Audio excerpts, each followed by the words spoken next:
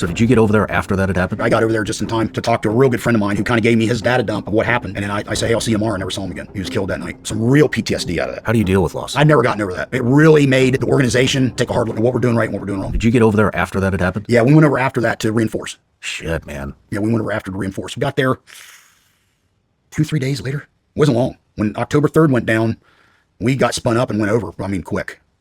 And we were there it was just a few days later. Yeah, we rolled in to reinforce. Got a debrief on what happened, on the 3rd, the whole 9 yards.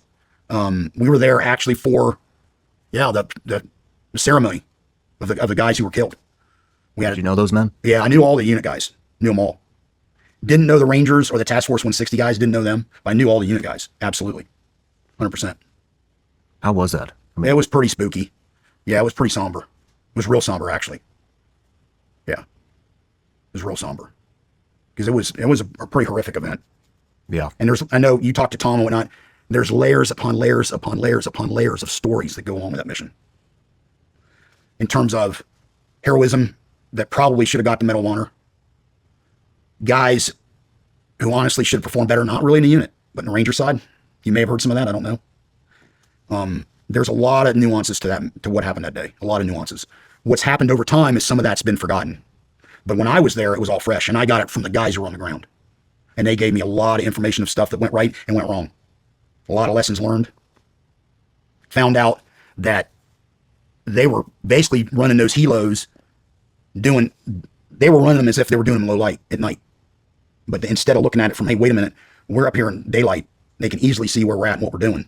We need to change our tactics in terms of the helo operations to better reflect what's happening during the day. But they were doing it like as if it was at night. Damn. There was a lot of lessons learned out of that. It was I wouldn't say pretty, it was a very horrific event. Yeah, I did a very extensive interview with Tom Satterley, who's a really good friend of mine now, and his account was just, yep. I mean, just fucking insane. Yeah. I mean, you know the deal. I mean, you talked to Tom at length about it. I mean, it was horrific. And it's hard to really grasp the magnitude or the level of what actually happened at that time and the impact it had on not only the unit, but the Ranger Battalion. I mean, it was really kind of hard to, at this point, because we're so far down the road now, we're decades now down the road. During that time, it was, it really made the organization, I'm assuming the same with the Rangers, but certainly Delta really had to take a hard look in the mirror at what we're doing right and what we're doing wrong. Stuff as simple as, why are we wearing Protect helmets? Why are we not wearing, Kevlar helmets? Why are we not wearing helmets that are protected? There was a guy in C Squadron was killed off a ricochet. I don't know if you knew that or not. I didn't. Yeah, he was killed off a ricochet off the wall. They're moving down the street. And sure enough, he got killed and went right through his Protect. If he'd been wearing, a Kevlar helmet or something protective, probably would have saved his life. Damn. Running around with black body armor. What's that all about? You're in desert fatigues with black body armor on. So the unit had to take a real hard look in the mirror, and there was some real serious lessons learned out of that. Some real PTSD out of that. Yeah. You know what I'm talking about. Yeah. I mean, some major PTSD. Yeah, that was a horrific event. Very horrific. And then I told you I got over there just in time to talk to a real good friend of mine who kind of gave me his data dump of what happened. And then I say, hey, I'll see you tomorrow. I never saw him again. He was killed that night. How was he killed? That mortar round landed right behind him. He was outside the hangar. And I remember hearing boom. Because we were in a separate hangar. Very close, but, separate. A Squadron. And then C Squadron and the Rangers were still in this primary hangar where they'd been. And he was outside talking to guys. And a mortar round just landed right behind him. And they'd been launching mortar rounds throughout the time they were there, but they'd always landed down by the beach, way over them. They'd never really be able to vector it in where they'd hit in and around the hangars till that night. And a round landed right behind him. And like all the guys, as far as I know, all the guys he was talking to all got seriously injured. Like seriously injured. They all survived. He was killed immediately. And this was a good friend of yours? Oh yeah, really good friend of mine. Really good friend of mine. Is that the first friend you lost? No. 6 months prior to that, our mutual friend, we used to shoot competition together, pistol competition. Me, him, and another guy. Our mutual friend, 6 months prior, got killed in a parachute accident. Damn. And then 6 months later, fast forward, and my other buddy's killed. And I've never gotten over that. How do you deal with loss? Just, internalize it. Compartmentalize it? Compartmentalize it. And sometimes it just really comes to the surface. You just saw him a few minutes ago in the Medela prison talk. Yeah. It's just hard to keep it suppressed. But yeah, I'll never forget that year, 1993. I'll never forget it. Lost two of my good friends in a matter of six month span. Never forget it.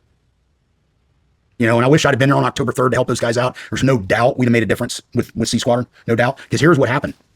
We got over there and we said there was a lesson learned having Rangers out on the outer perimeter on the roadblocks. And you know, I don't want to rain on the Rangers too much. That's a time for somebody else to talk.